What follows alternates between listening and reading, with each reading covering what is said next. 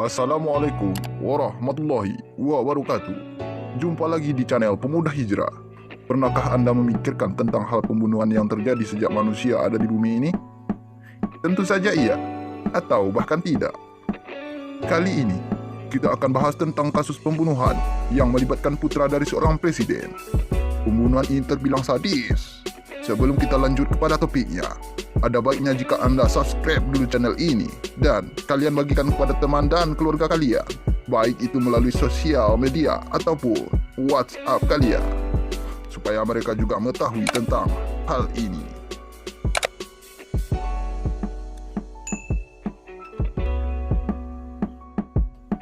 Nah, siapakah putra presiden yang tersangkut kasus pembunuhan itu?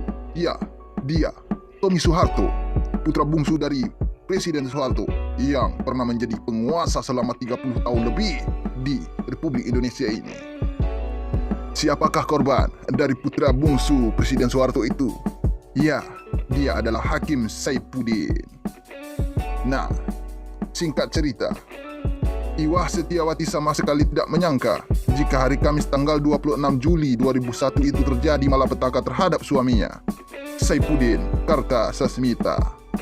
Saat itu, Iwa yang juga pengurus Kadin DKI Jakarta sedang mengunjungi negeri tetangga untuk suatu urusan. Istri kedua Saifuddin ini hanya diberitahu bahwa suaminya sakit, maka ia pun bergegas pulang ke tanah air. Dan ternyata justru berita duka yang diterimanya setiba di Jakarta. Saifuddin Kartasasmita adalah Hakim Agung, Ketua Muda Bidang Pidana Mahkamah Agung RI. Dalam sidang 22 September tahun 2000, ia menjatuhkan hukuman 18 bulan penjara dan denda 30,6 miliar kepada Hutomo Mandala Putra alias Tommy Soeharto. Dalam kasasi kasus tukar guling tanah milik Bulog dengan PT Goro Batara Sakti. Genap 10 bulan berselang, Saifuddin tewas ditembak orang tak dikenal dalam perjalanan menuju kantornya. Tommy, sang putra mahkota cendana atau putra bungsu mantan Presiden Soeharto, diduga sebagai otak pembunuhan ini. Dan kelak, dugaan itu dibuktikan oleh pengadilan. Saifuddin Kartasasmita lahir di Jakarta pada 5 Desember 1940. Lulusan Fakultas Hukum Universitas Indonesia ini kerap mengadili perkara-perkara besar yang berisiko tinggi. Selain kasus Tommy Soeharto, Saifuddin juga pernah menangani perkara dugaan korupsi terkait yayasan milik sang mantan penguasa ini. Hakim yang satu ini memang spesialis kasus-kasus terkait Orde Baru. Pada 2001, ia menangani kasasi perkara korupsi Bob Hasan, pengusaha kelas kakap sekaligus mantan menteri yang dikenal dekat dengan mantan Presiden Soeharto semasa Orde Baru berkuasa. Kasasi yang diajukan Bob Hasan ditolak Saifuddin selaku Hakim Agung MA. Kala itu, MA mendukung putusan Majelis Hakim Banding Pengadilan Tinggi yang menjatuhkan hukuman 6 tahun penjara dan denda 15 juta serta ganti rugi kepada negara sebesar 243,7 juta dolar Amerika Serikat. Alhasil, Bob Hasan terpaksa harus meringkuk di Nusa Kambangan dan Tommy Soeharto pun menyusul beberapa bulan berselang. Lagi-lagi, gara-gara Saifuddin Kartasasmita. Kendati sang hakim harus berkorban nyawa saat Soeharto resmi menjadi terdakwa dalam perkara kasus dugaan korupsi terkait sejumlah yayasan. Saifuddin jugalah yang mengurusi. Saifuddin saat itu duduk sebagai ketua majelis hakim dengan anggota Sunu Wahadi dan Artijo Alkostar. Artijo Alkostar masih ingat masa-masa itu, kendati penanganan kasusnya tersendat lantaran Saifuddin meninggal dunia.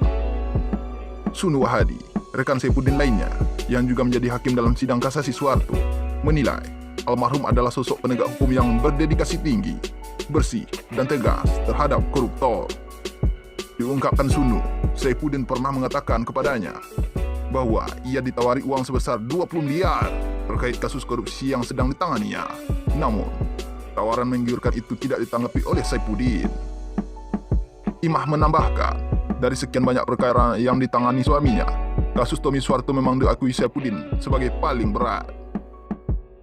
Berkali-kali mengurusi perkara terkait pelanggaran Orde Baru, jelas membuat orang-orang di lingkaran bekas rezim itu terusik.